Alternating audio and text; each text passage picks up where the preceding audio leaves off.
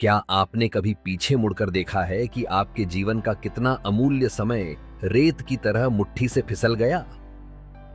संत कबीर चेतावनी देते हैं, बिन रखवाले बाहिरा, चिड़िए खाया खेत।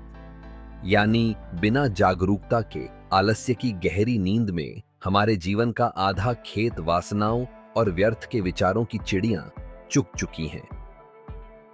लेकिन ठहरिए, आधा परधा उबरे, चेती सकै तो चेत। अभी भी आधा जीवन बाकी है। जरा सोचिए, एक ऐसा महा आलसी इंसान जो तिनका तक नहीं तोड़ता था, एक दिन वह सिर्फ एक मरा हुआ सांप छत पर फेंक देता है और बदले में आसमान से एक चील उसके लिए बेशकीमती हीरों का हार गिरा देती है। आखिर इस चमत्कार के पीछे प्रकृति का क्या गहरा रहस्य छिपा था? और क्या आप यकीन करेंगे कि चिलचिलाती धूप में प्यास से तड़पते एक बच्चे को पिलाया गया सिर्फ एक गिलास दूध 25 साल बाद मौत से जूझती एक लड़की का लाखों का अस्पताल का बिल शून्य कर सकता है? ये महज कहानियां नहीं हैं, ये वह आईना है जो हमें बताती हैं कि परिश्रम, धैर्य और निस्वार्थ कर्म कैसे ब्रह्मांड की अदृश्य शक्तियों को हमारे पक्ष में खड़ा कर देते हैं। क्या आप तैयार हैं अपने बचे हुए आधे जीवन को एक चमत्कार में बदलने के लिए? तो आइए चेतना की उस गहराई में उतरते हैं जहां से हर सफलता और मोक्ष का जन्म होता है। आज का पहला दोहा है, परिश्रम ही ते सब होत है, जो मन राखे धीर। परिश्रम से खोदत कूप ज्यों, थल में प्रगट नीर। तो अंग्रेजी भाषा में इसका मकसद है, with patience in the heart and efforts in action, all things become possible. As digging a well bring forth unseen water from the ground, so the sincere efforts brings hidden grace in the human life. दूसरा धोआ है, बिन रखवाले भैरा, चिड़िए खाया खेत। आधा परथा उबरे, चेती सके तो चेत। तो इसका मकसद है, without a guard, the birds comes and ate the field. Half the crop is still left. If you become alert, then wake up and save what remains. In life, carelessness causes great loss before we even realize it. So stay aware so that further damage can be prevented. पहले दोहे से प्रारंभ करते हैं। परिश्रम से ही सब होत है, जो मन राखे धीर। परिश्रम से खोदत कूप ज्यों, थल में प्रगट नीर। परिश्रम और धीरज से पृथ्वी से जल प्रकट किया जा सकता है। पृथ्वी के किसी स्थान पर भी कुआं खोदने से जल प्रकट किया जा सकता है अथवा जल आ जाता है। कहीं भी परिश्रम से जल ना निकले तब भी मानव परिश्रम समुद्र का जल पृथ्वी पर ला सकता है। उसको ज्यादा परिश्रम करना पड़ेगा। यही परिश्रम और धैर्य की अंतिम प्रकाशिता है। इसका एक ही कारण है कि गहराई में समुद्र और पृथ्वी संयुक्त ही हैं। गहराई में दोनों एक ही हैं। तो अगर परिश्रम करोगे तो ज्ञान प्राप्ति, प्रभु प्राप्ति और प्रभु साक्षात्कार होगा ही। उसमें कितना समय लगता है, कितने जन्म लगते हैं, वो सब कहना नामुमकिन है। अब हम आगे गहराई से समझते हैं। जब मन में धैर्य होता है, इसका मकसद है कि जब मन शांत होता है। धैर्य होने से ही मन शांत होता है। धैर्य न हो तो मन अधीर ही रहता है। जब मन शांत हो जाता है, तब मन में कोई विचार प्रकट नहीं होते।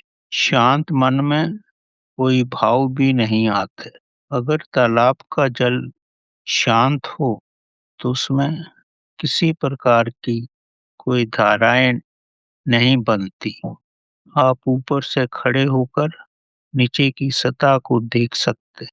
इसी तरह शांत मन हो तो मन की गहराई को भी समझना मुश्किल नहीं होगा।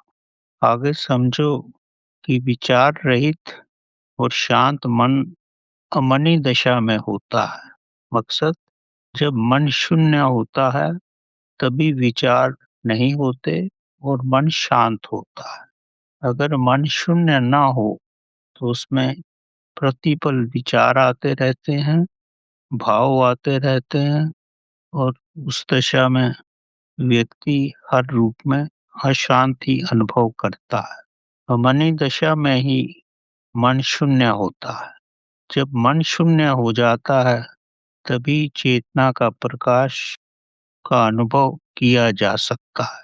तब चेतना का आधिपत्य हो जाता है, क्योंकि उस हालत में मन मौन की अवस्था में रहता है। उसमें विचार किसी प्रकार का नहीं रहते।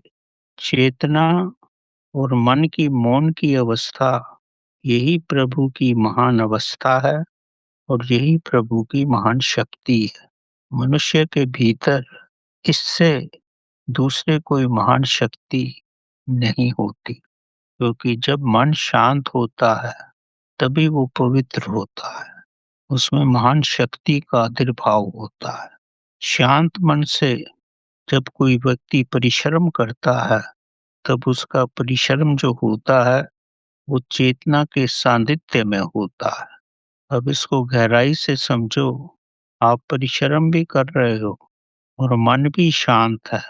मन शांत का मकसद, आप प्रभु के साथ हो। तो प्रभु के साथ होने पर जब परिश्रम किया जाता है तब सफलता ना मिलने का तो प्रश्न ही नहीं होता। परिश्रम का मकसद होता है कि आप उसमें भौतिक शक्ति लगा रहे हो, और जब मन शून्य होता है तो उसमें चेतना की शक्ति है। जब कार्य में भौतिक शक्ति भी लगती है और चेतना की शक्ति भी लगती है तो कार्य सफल ही होता है। अब इसको आगे समझो। भौतिक शक्ति का मकसद है कि उसमें पृथ्वी की शक्ति है, जल की शक्ति है, आग, वायु और आकाश के संयोग से ही भौतिक शरीर में सभी तत्वों की शक्ति में परिणत होती है।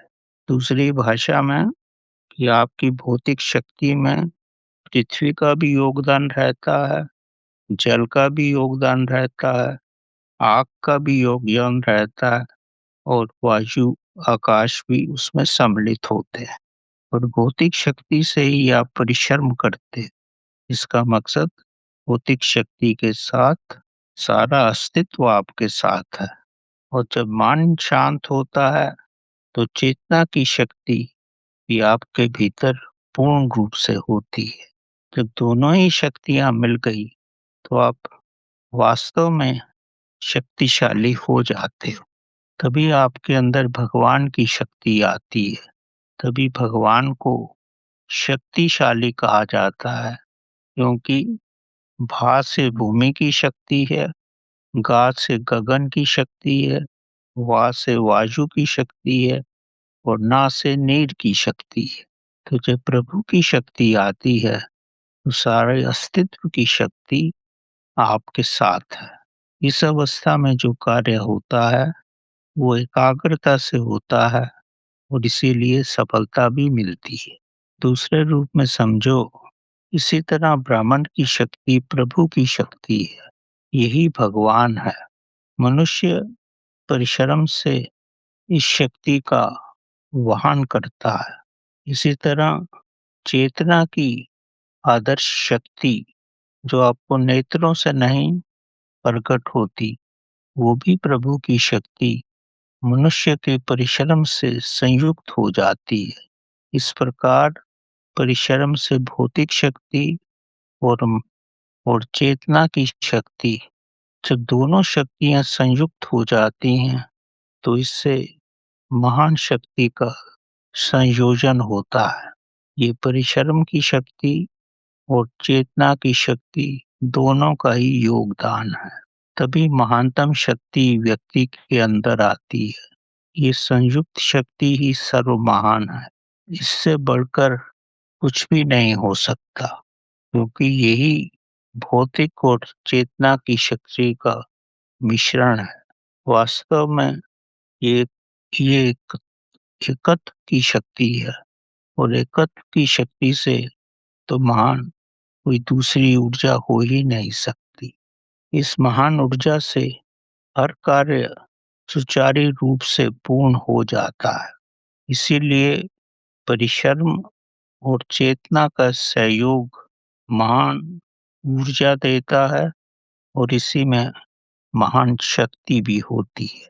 भौतिक परिश्रम से परमात्मा का आशीर्वाद प्रकट होता है, और प्रभु के आशीर्वाद से यानी परिश्रम से सब कार्य संपूर्ण हो जाते हैं, क्योंकि इसमें चेतना और भौतिक शक्ति दोनों का ही योगदान रहता है। इसके अतिरिक्त अगर परिश्रम के साथ व्यक्ति जागरूकता से कार्य करे तो उसके द्वारा किया हुआ हर कार्य, हर कर्म अकर्म ही हो जाता है। वही प्रभु को समर्पित हो जाता है। अकर्म ही प्रभु को समर्पित किया हुआ कर्म है, और यही निष्कर्म का रूप ले लेता है। यही प्रभु को अर्पण किया हुआ कर्म होता है। ऐसे कर्म से किसी प्रकार का भी अतिकर्म नहीं बनता। यही शुद्ध कर्म है, और इसी प्रकार परिश्रम और चेतना से ही शुद्ध कर्म की अवस्था आती है। सारांश में कहा जा सकता है कि परिश्रम से, चेतना से और जागरूक अवस्था में किया हुआ कर्म पूर्ण अकर्म तथा निष्कर्म होता है। इन तीनों अवस्थाओं में किया हुआ कर्म यानी परिश्रम से, चेतना से और जागरूकता से किए हुए कर्म से किसी प्रकार का बंधन नहीं होता। परिश्रम और चेतना से किया हुआ कर्म स्वास्थ्य लाता है, और इस प्रकार ही किया हुआ कर्म मन की व्याधियों को भी शून्य बनाता है। सारांश में कहा जा सकता है कि परिश्रम और धैर्य से किया हुआ कर्म स्वास्थ्यवर्धक और दैविक कर्म होता है। यही कर्म चेतना का भी विकास करता है, व्यक्ति को विवेकपूर्ण बनाता है।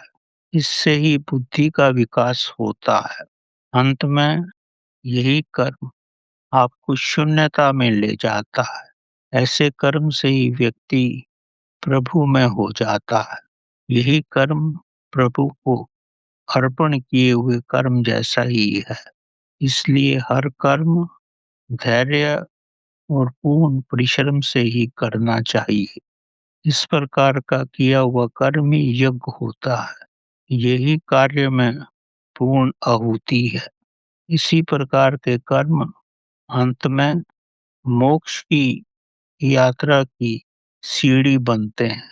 इस प्रकार हर कदम मोक्ष की ओर ही व्यक्ति को अग्रसर करता है। अगर इस प्रकार कार्य किया जाए तो व्यक्ति प्रभु की कृपा से इस जीवन में ही मुक्त हो सकता है। परिश्रम से ही कुआं खोदने पर पृथ्वी से जल की धारा प्रकट होती है। भौतिक शरीर इस कर्म में संलग्न रहता है। जब भौतिक शरीर इस कर्म में संलग्न होता है तो भौतिक शरीर की वासनाएं शरीर को त्याग देती हैं। शरीर पवित्र हो जाता है, और पवित्र शरीर में ही प्रभु की आभा प्रकट होती है। प्रभु की आभा व्यक्ति को अलौकिक सौंदर्य प्रदान करती है। इस अलौकिक सौंदर्य से कारण शरीर और सूक्ष्म शरीर जो व्यक्ति के अंदर हैं, वे भी पवित्र हो जाते हैं। भौतिक शरीर तो पवित्र होता ही है, और शक्तिशाली भी बन जाता है। कारण शरीर और सूक्ष्म शरीर भी इसके साथ पवित्र हो जाते हैं। इस प्रकार आभयमय शरीर से रोग कोसों दूर ही रहते हैं। कोई भी रोग शरीर के पास नहीं आता। आभा में शरीर देवी गुणों से सुगंधित हो जाता है। शरीर की हर कोशिका से आभा ही संचारित होती है। इस प्रकार की आभा मनुष्य के परिवार और सहयोगियों को भी प्रभावित करती। सब इस व्यक्ति के प्रभाव में आ जाते हैं। ऐसे व्यक्ति की हर कोशिका सूर्य की प्रकाश की तरह चमकती है। परिश्रमी और धैर्यवान से सभी प्रभावित होते हैं। हर कोई व्यक्ति इस आभावान व्यक्ति की ओर स्वाभाविक रूप से ही आकर्षित हो जाता है। ऐसे व्यक्ति का जीवन पूर्ण रूप से आभावान होता है। उसके शब्दों में, उसके नैनों में, उसके वचनों में प्रभु की आभा की अलौकिक सुगंध आती है। अंत में यही कहना उचित है कि यही धैर्य, परिश्रम और जागरूकता का प्रमाण है। ऐसा व्यक्ति जीवन मुक्त और आत्म साक्षात्कार स्वयं ही अपने में सरलता से कर लेता है। ऐसा मनुष्य मानव शरीर में ही प्रभु का रूप हो जाता है। अतः धैर्य से, परिश्रम से और जागरूकता से ही हमें जीवन में हर कार्य करना चाहिए। इसी में ही प्रभु का योगदान रहता है और चेतना की भी महाशक्ति होती है और हमारे द्वारा किया हुआ हर कर्म अकर्मी बनता है और अंत में ऐसे कर्मों से ही मोक्ष की प्राप्ति होती। अब एक कथा के रूप में आप इसको और भी गहराई से समझ सकते हो। परिश्रम की महत्ता पर कही गई ये गाथा स्वयं ही आपके हृदय को छू लेगी। साधारणतः नाम मात्र परिश्रम भी प्रभु की कृपा से और नियति की इच्छा से व्यक्ति का जीवन बदल सकती है। ये सब ब्रह्मांड की अज्ञात शक्तियों के ही प्रभाव से होता है। कथा कहती है कि एक बड़ी गुणवान स्त्री का पति बिल्कुल ही कोई परिश्रम नहीं करता था, नाम मात्र भी कोई कार्य नहीं करता था। आलस्य और परिश्रम ना करने से उसने अपना स्वास्थ्य भी बिगाड़ लिया था। घर वाली कह कहकर परेशान ही हो गई थी कि कुछ कार्य किया करो, पर उसके माथे पर जूं भी न रेंगती। अचानक एक शुभ दिन आ गया। नियतिवश उस शुभ दिन आलसी व्यक्ति सुबह उठा और पत्नी से बोला कि आज मैं कुछ काम करने जाऊंगा, खाली हाथ घर नहीं लौटूंगा। आलसी व्यक्ति घर से गया। सारा दिन उसने काम की खोज की, उसे कहीं छोटी सी मजदूरी का काम भी नहीं मिला। अंत में बड़ा निराश हो गया। निराशावश शाम को घर की ओर लौटने लगा। सोच रहा था कि पत्नी को क्या उत्तर देगा। उसने तो कोई भी काम दिन भर नहीं किया। भरसक खोजने पर भी उसे कोई काम नहीं मिला। जब वह सोचते सोचते घर की ओर आ रहा था तो रास्ते में उसे सड़क पर एक मरा हुआ सांप दिखा। उसने सोचा कि धर्म पत्नी को बताऊंगा कि मैंने सांप मारा है और स्वयं को सांप के काटने से बचा लिया। उस आलसी व्यक्ति ने बड़ी मुश्किल से पास के पेड़ की एक लंबी टहनी तोड़ी और सांप को टहनी पे लटका लिया।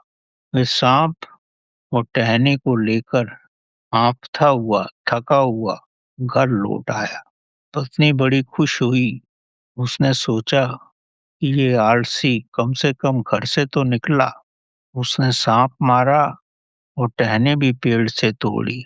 ये भी उसके लिए बहुत बड़ा काम था। धर्मपत्नी ने सांप समेत टहनी को लेकर घर की छत पर फेंक दिया। पति को भली प्रकार से भोजन करवाया। वो इसमें ही प्रसन्न थी कि यह घर से निकला है, कुछ तो कार्य इसने किया है। घर में धन लाया है या नहीं लाया, इसकी उसको परवाह नहीं थी। सुबह जब पत्नी घर के कपड़े धोकर छत पर गई, तो उसने पाया कि मरा हुआ सांप छत पर नहीं था। टहनी के साथ एक चमकता हुआ हीरों का हार उसे पड़ा हुआ दिखा। उसने समझ लिया कि किसी चील ने या किसी बड़े पक्षी ने भोजन के लिए सांप को उठा लिया है और उसके मुख में फंसा हुआ मोतियों का हार उसके मुख से छत पर ही गिर गया है। इस स्त्री ने हार उठा लिया और अपने आलसी पति को दे दिया। पति ने वो हार जौहरी को दिखाया और जौहरी ने कहा, ये तो बड़ा महंगा हार है, और उसको लाखों रुपए दिए। कथा कहती है, जब लाखों रुपए आलसी को मिले तो नियति वक्त उसके मन में आया कि मेरे जरा से परिश्रम से, केवल टहनी तोड़ने से और मरे हुए सांप को घर लाने पर इतना अधिक धन मिल गया है। ये तो मैंने केवल अपनी पत्नी की प्रसन्नता के लिए ही किया था। मेरा परिश्रम तो केवल टहनी तोड़ना ही था। जब उसके मन में इस तरह के विचार आए, अकस्मात ही उसकी चेतना में जागरण आया। उसने गहराई से समझ लिया कि परिश्रम से मनुष्य कुछ भी कर सकता है। मेरे थोड़े के से परिश्रम से मैं माला माल हो गया हूँ। अगर मैं विवेक पूर्वक अधिक परिश्रम करूं तो मैं बहुत बड़ा व्यक्ति बन सकता हूँ। ये उसकी चेतना का जागरण ही था।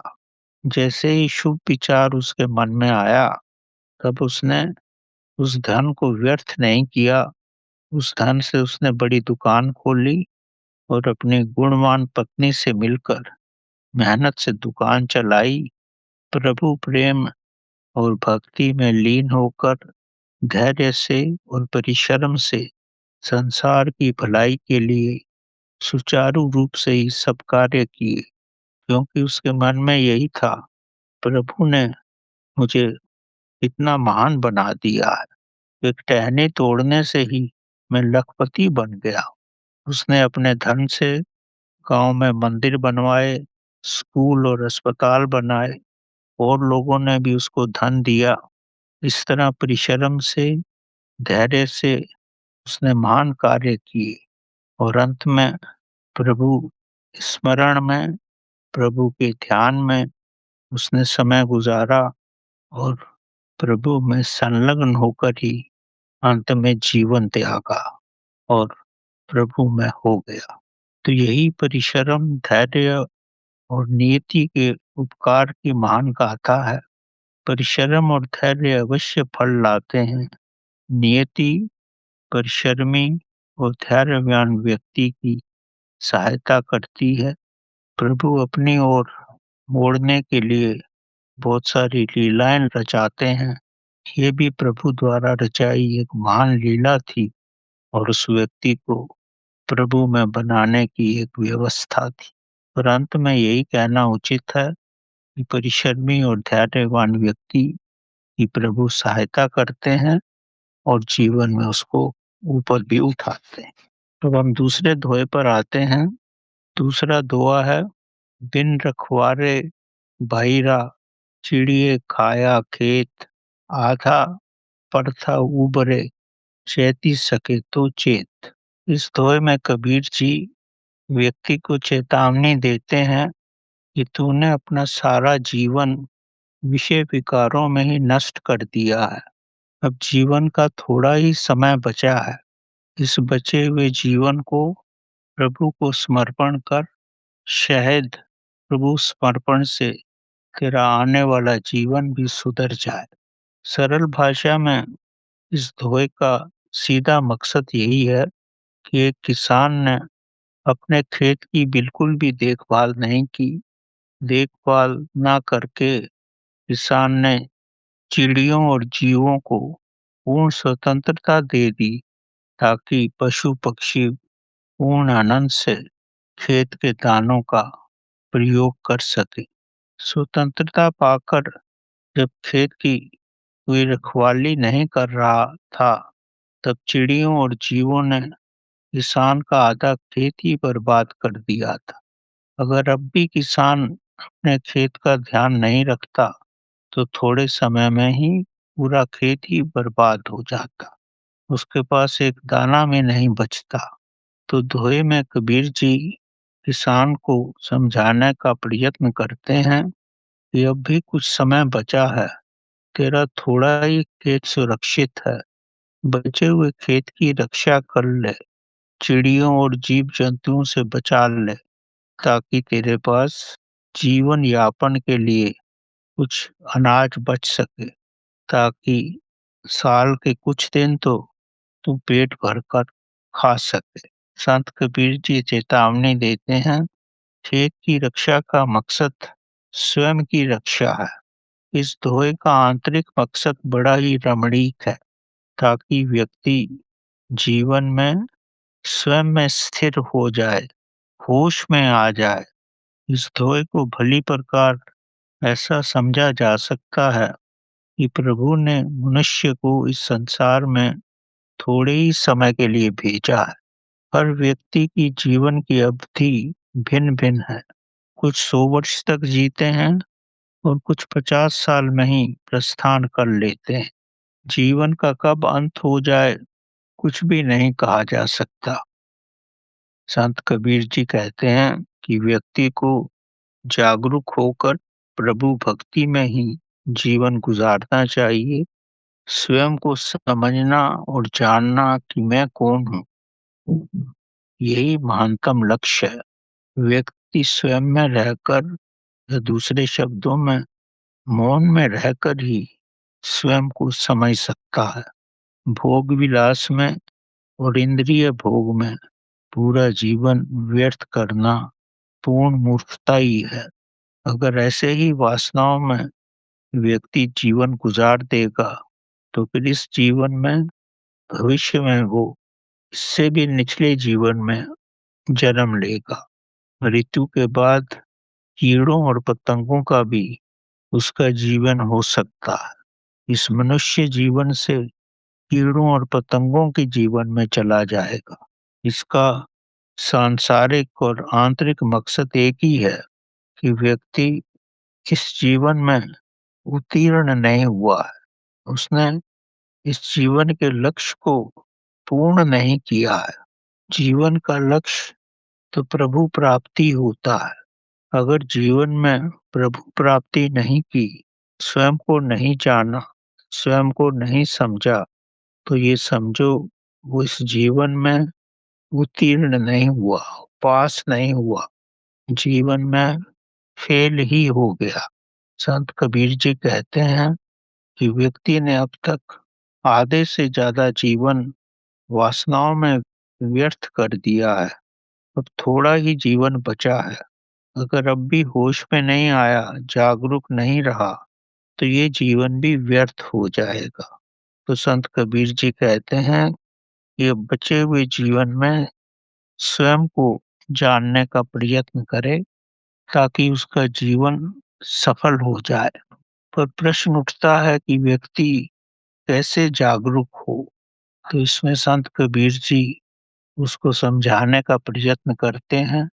सर्वप्रथम मन में दृढ़ संकल्प रखे कि कोई भी कार्य सुप्त अवस्था में नहीं करेगा।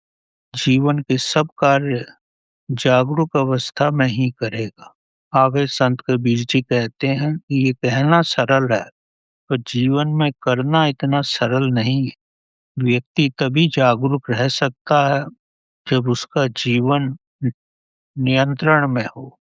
तो सुझाव देते हैं कि जीवन को नियंत्रण में रखो, परिश्रम से ही धन कमाओ, सात्विक और नियमित भोजन करो, स्वाध्याय करो, सुबह शाम ध्यान साधना करो, प्रयत्न करो, जितना हो सके श्वासों के साथ रहो।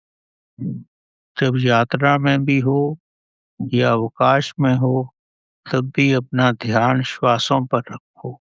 अगर ध्यान श्वासों पे रखोगे, इस अवस्था में मन शून्य हो जाएगा। मन का शून्य होना ही प्रभु के आने का संदेश है। मन शून्य होकर ही स्वयं के साथ रहना मुमकिन हो सकता है। आगे संत कबीर जी कहते हैं कि धैर्य रखो, शीघ्रता मत करो, अपने कार्य से विचलित मत हो, हार से भी घबराओ नहीं, निराश मत हो, कोई भी अपशब्द मुंह से मत निकालो, सब कुछ सह लो। इससे ही दृढ़ता आएगी और सहन शक्ति बढ़ेगी। किसी भी कार्य का प्रतिकर्म मत करो।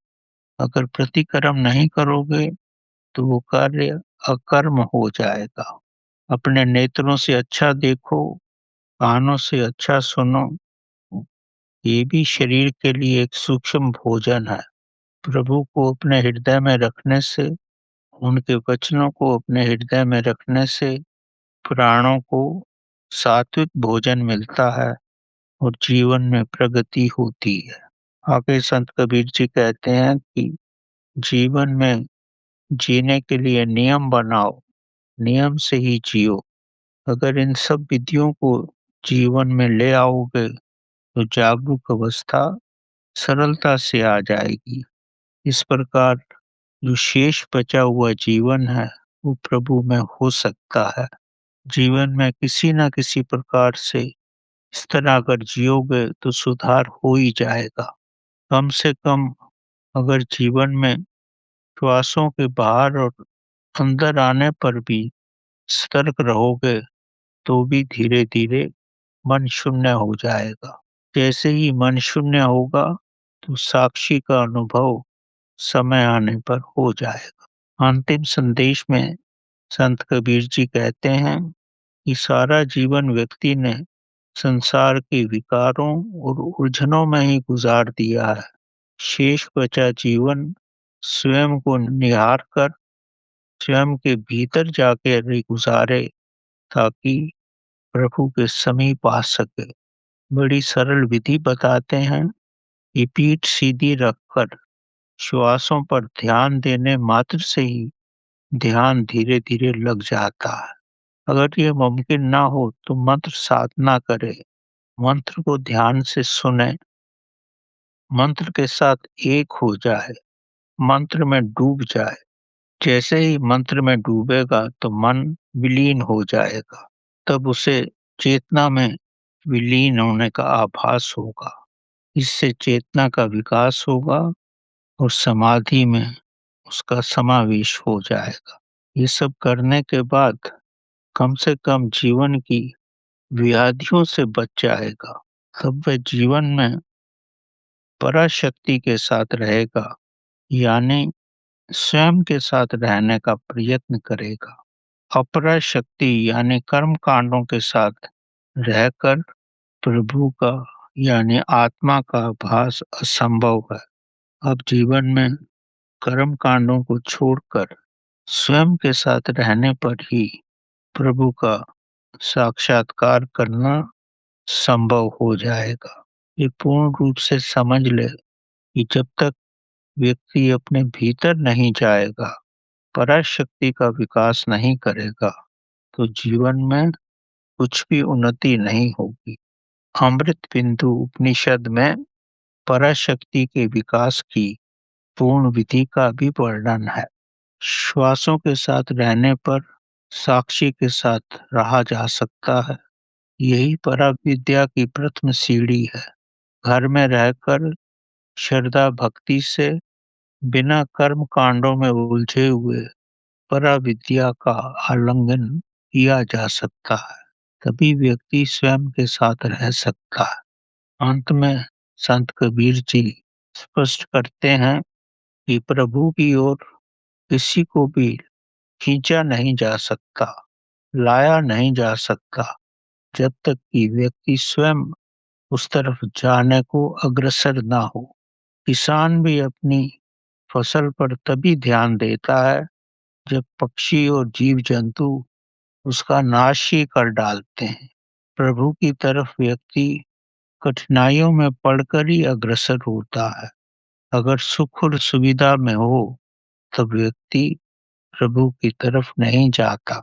सब रास्ते और विधियां बताई जा सकती हैं, पर व्यक्ति स्वयं की प्रेरणा से ही प्रभु की तरफ चलता है।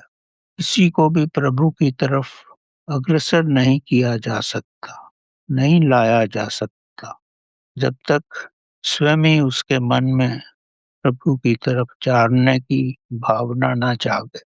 जब तक आंतरिक प्रेरणा नहीं आएगी, वे प्रभु की तरफ और शुभ कर्मों की तरफ अग्रसर नहीं हो सकता। यही नियति का नियम है और यही रहस्य है। तो संत कबीर जी सारांश में यही कहते हैं कि इतना सारा जीवन भोग और विलास में गुजार दिया गया है। आधे से ज्यादा खेत तो चिड़िया चुग गई हैं। अब जीवन का थोड़ा ही समय बचा है। इस थोड़े से समय में प्रभु की ओर ध्यान लगाए, तन मन धन से प्रभु की तरफ अग्रसर हो तो प्रभु की कृपा का पात्र हो सकता है। पहली सीढ़ी पर भी अगर व्यक्ति चढ़ जाए तो अंतिम सीढ़ी आने में ज्यादा समय नहीं लगता। तो विलंब नहीं हुआ है, अभी भी प्रभु की यात्रा पर जाना संभव है। तो एक कथा के माध्यम से इसको थोड़ी गहराई से समझा जा सकता है। ये गाथा बड़ी हृदय स्पर्शी गाथा है। कुछ आत्माएं बालकाल से ही बड़ी संवेदनशील होती हैं, वे दूसरों का कष्ट नहीं सह सकती। बाल अवस्था में ही ऐसे लक्षण उनमें दिखाई देने लगते हैं। वे किसी से फल की कामना नहीं करती, श्रेष्ठ कर्म ही करती हैं। ये महान कर्म उनसे होते हैं। जब उनकी विफलता, कठिनाइयां उनके शुभ कर्मों को उनके सामने लाती हैं, तो उनको बड़ा आश्चर्य होता है, क्योंकि तब तक अपने द्वारा किए हुए शुभ कर्म व्यक्ति भूल ही जाता है। अगर संवेदनशील प्राणी पर वे शुभ कर्म करे तो संवेदनशील प्राणी उसको नहीं भुला सकता। शुभ कर्म करने वाले व्यक्ति को अपने शुभ कर्मों का फल कई गुना बढ़कर मिलता है, पर शुभ कर्म करने वाला व्यक्ति अपना कर्म भुला ही देता है। ये भी नियति की एक महिमा है। तो कथा एक कुछ इस प्रकार से है। एक निर्धन परिवार में एक बड़ा प्रतिभाशाली बालक था। वह पढ़ लिख कर डॉक्टर बनना चाहता था और उसके परिवार के पास उसके अध्ययन के लिए कुछ भी नहीं था। इस बालक के पास केवल दृढ़ निश्चित संकल्प ही था। बचपन से ही वो बड़ी परिश्रम से अच्छा पढ़ता लिखता था। ये शायद उसके पिछले जन्म के संस्कारों का ही प्रभाव था। वो छोटा बड़ा कार्य भी करता था, पढ़ाई भी करता था और पूर्ण परिश्रम करता था। कहीं आना जाना भी हो तो वो पैदल ही आता जाता था। तो कथा कहती है, एक दिन धूप में जाते हुए उसे रास्ते में बहुत प्यास लगी। तब वह छोटे से निर्धन घर के सामने आया। वहाँ एक बालिका खड़ी थी। ये भी बालिक था। बालिका से शायद थोड़ा बड़ा था। प्यास लगने के कारण इस सुशील बालिका को देखकर इस बालक ने पानी मांगा। बालिका घर के अंदर गई तो पानी के बजाय इस बालक के लिए दूध का गिलास लेके आ गई। ये सब नियति वश ही था। और बालक को बड़ा आश्चर्य हुआ। उसने प्रभु को और बालिका को धन्यवाद दिया और धन्यवाद देते हुए दूध पी लिया। इस बालक के हृदय में इस बालिका की छवि और उसकी निस्वार्थ करुणा घर कर गई। वो इसको नहीं भुला सका। बालक दूध पी के चला गया। भाग्यवश 15-20 साल में प्रभु की कृपा से और अपनी लगन से वो डॉक्टर बन गया। अपने शहर के अस्पताल में ही कार्य करने लगा और परिश्रम से मरीजों की सेवा करने लगा, क्योंकि वह डॉक्टर ही बनना चाहता था और इसीलिए कार्य बड़ी लगन और परिश्रम से करता था। बीमार व्यक्तियों पर मरीजों का बहुत ध्यान रखता और उनको निरोग करने की पूरी कोशिश करता। नियतिवश एक दिन एक नवयुवती को इसने बीमारी की हालत में अस्पताल के कमरे में देखा। उसने उसका निरीक्षण किया। निरीक्षण करते हुए उसका चेहरे की आभा को देखकर ये डॉक्टर उसे पहचान गया। ये नवयुवती भयंकर रोग से ग्रसित थी। उसने अस्पताल के भिन्न-भिन्न विशेषज्ञों को इस नवयुवती को दिखाया और बड़ी कठिनाई से इसका रोग डॉक्टरों की समझ में आया। कई दिन तक नवयुवती अस्पताल में रही और धीरे-धीरे ठीक हो गई। जब पूर्ण रूप से स्वस्थ हो गई, तब इसके हृदय में भयंकर घबराहट पैदा हो गई। ये अस्पताल का तो बहुत बड़ा बिल आएगा और मेरे पास इतना धन नहीं है। मैं इतने दिन तक अस्पताल में रही, स्वस्थ भी हो गई, घर की तरह मेरा ध्यान रखा गया। धन न होने के कारण वो मन से बड़ी विचलित थी। अंत में अंतिम दिन अस्पताल का बिल आया। बिल देखकर वो घबरा गई, पर जब उसने बिल ध्यान से देखा, तो उसने पाया कि बिल में तो शून्य ही रकम की अदायगी थी, यानी उसको कुछ भी नहीं देना था। उसके आश्चर्य की सीमा न रही। उसने नर्स से पूछा, ये कैसे? नर्स ने कहा, अभी डॉक्टर साहब आएंगे तो तुझे बता देंगे। अंत में ये नवयुवक डॉक्टर आया। उसने पूछा, ये क्या है, ऐसा क्यों? तब डॉक्टर ने बड़ी दबी, नम्र और प्यार भरी वाणी से कहा, ये एक गिलास दूध की कीमत है जो अनजाने में निष्काम भाव से उस मकान में धूप से पीड़ित एक बालक को उन्हें बाल्यावस्था में निष्काम भाव से पिलाया था। ये वास्तविक घटना ही है। निष्काम भाव से किया हुआ कर्म क्या फल लाता है, ये बड़ा अतुलनीय है। नवयुवती को भी आभास हो गया। वे अपनी अश्रुओं की धारा को न रोक पाई। कब तक उसके आंसू बहते रहे, इसका कोई पता नहीं, और शायद आज भी बह रहे हैं। कोई नहीं जानता, कभी-कभी तो नियति भी नहीं जानती कि मनुष्य के जीवन में क्या हो रहा है।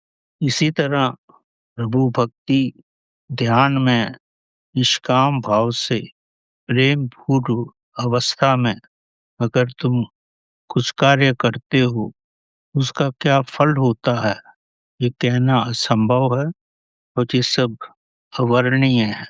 अंत में इतना ही कहना चाहूँगा कि जितना भी जीवन बचा है, अगर अब भी व्यक्ति प्रभु के रास्ते पे चले, तो भी स्वर्णमय जीवन गुजार सकता है, जीवन में मुक्त हो सकता है। शुभ कर्म ही समय आने पर शुभ फल लाते हैं। वो कैसे लाते हैं, ये सब कहना मुश्किल है, पर अवश्य लाते हैं। कोई भी कर्म निष्कर्म नहीं जाता, उसका कुछ तो फल मिलता ही है, और निष्काम कार्य तो बहुत महान फल लाता है। यही प्रभु की नियति है। तो जो भी कार्य जीवन में करो, प्रभु को अर्पण करो और निष्काम भाव से करो, तो उसका सुगंधित फल अवश्य मिलेगा। धन्यवाद।